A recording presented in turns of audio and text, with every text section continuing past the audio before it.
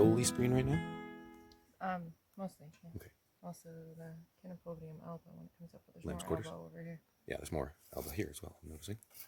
Chenopodium alba, lamb's quarters. Alba? Alba. And magenta spreen. Magenta. Magenta spreen. Yep. Here's an example of both right here. Magenta spreen. Lamb's quarters, Chenopodium alba.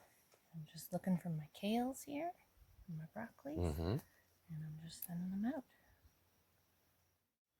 And if you look at the ground, you can see why I'm picking the magenta spreens out of here. Oh yes, the magenta spreens are self-seeded everywhere. Self-seeded. Lots of places. Everywhere, everywhere. We don't just weed them out, we eat them out. Weeding is eating. And you guys saw this raised bed in the snow video, maybe? The snow just lay. We had a bit of a blizzard on it, and the solar panels are just above, so they dropped all their heavy, wet snow onto it. Everything did all right anyways. We've got mostly brassicas growing in here, so we've got some kohlrabi and kale and stuff like that.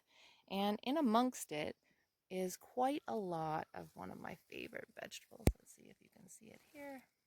The bright pink one. That is magenta spreen. And it's a real gem of the garden. It comes up nice and early. It self-seeds, and I have been coming out to get baskets like this, completely full of it, and Chenopodium alba, its white cousin, for about a week of 2 meals a day out of just this bed alone, just to weed out in between to give a little bit more room to the brassicas that we planted in here. And they grow nicely together. You see, we've grown them really, really close together and way too thick to just let them all grow up. And this is called French intensive. I find this really, really useful for greens and things like that because they want to grow like weeds anyways. So it's really nice to plant them thickly so that first you get just tiny little sprouts, and then later on you get your main crop coming up, and you can just thin these out and use these for supper. So that's what I'm going to do here. This stuff, it has a few different forms depending on what time of the season you get it, but in this form it is the most beautiful and succulent spinach-like dish, and of course it's just gorgeous in a salad. But what I'm going to do is chop it up and saute it with some noodles. Sometimes we do it with potatoes and things like that. It's just gorgeous.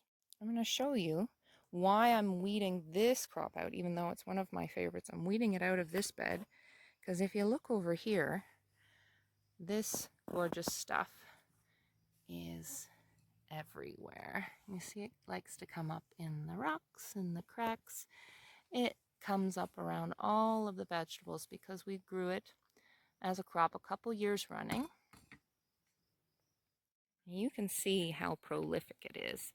This is why this is my top suggestion. If you want a permaculture garden of space, but you don't have a lot of time to tend to it, but you want to come again and again and again for meals, this is the stuff for you. In this season, if there's too many, they're around a vegetable that you want to let space grow, you just can pluck it right up after a nice rain, and you just pinch off these tips here and toss them for the compost. But anywhere where you don't have anything else growing in, all you have to do is just pinch the tops, leave the stem in there, and it will come back again and again and again. This stuff is super nutritious.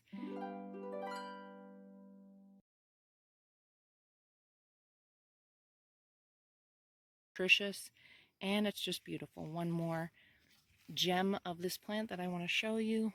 You see, we've had a rain today, and you can see it captures little droplets of water in their core, making them look like beautiful pink sparkly gems, but also meaning that the pollinators have little drinks to come to in your garden, which makes it even more benevolent for them to come and pollinate.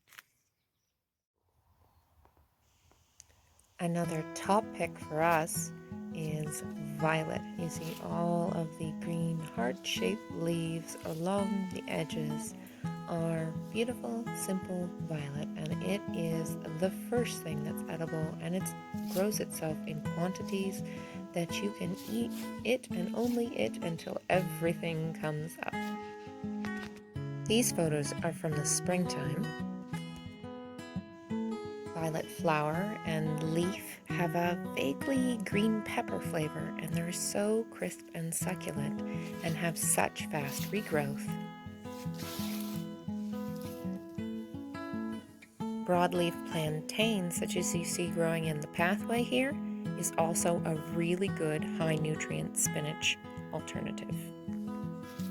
Culinary and medicinal herbs such as mint and oregano also like to grow like weeds.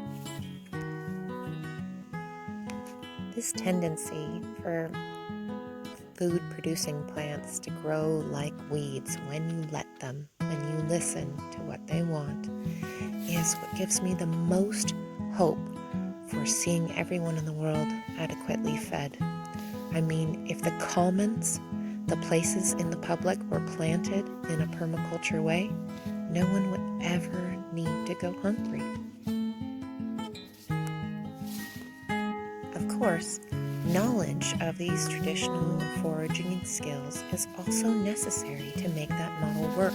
And that's why I really love spreading the word that weeding is eating. Let's all eat these nutritionally dense volunteers and appreciate them as the abundant gifts that the universe brings us.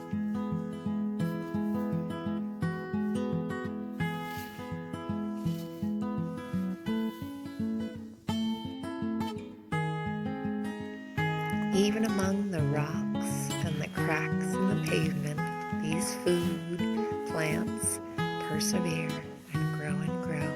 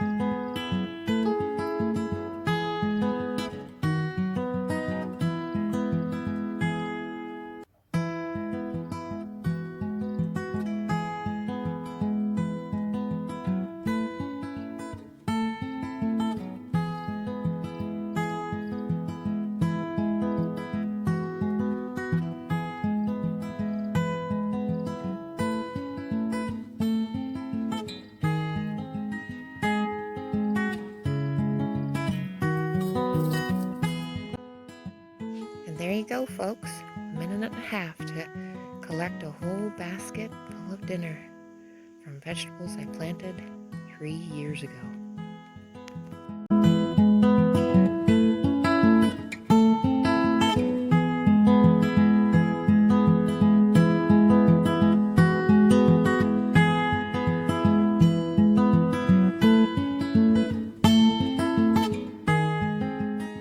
Here's a concept I'd like you to consider.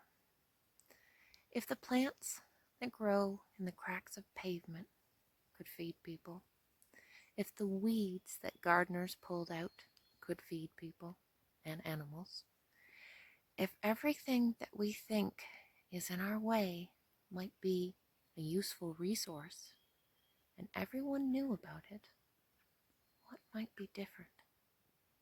Would we like that?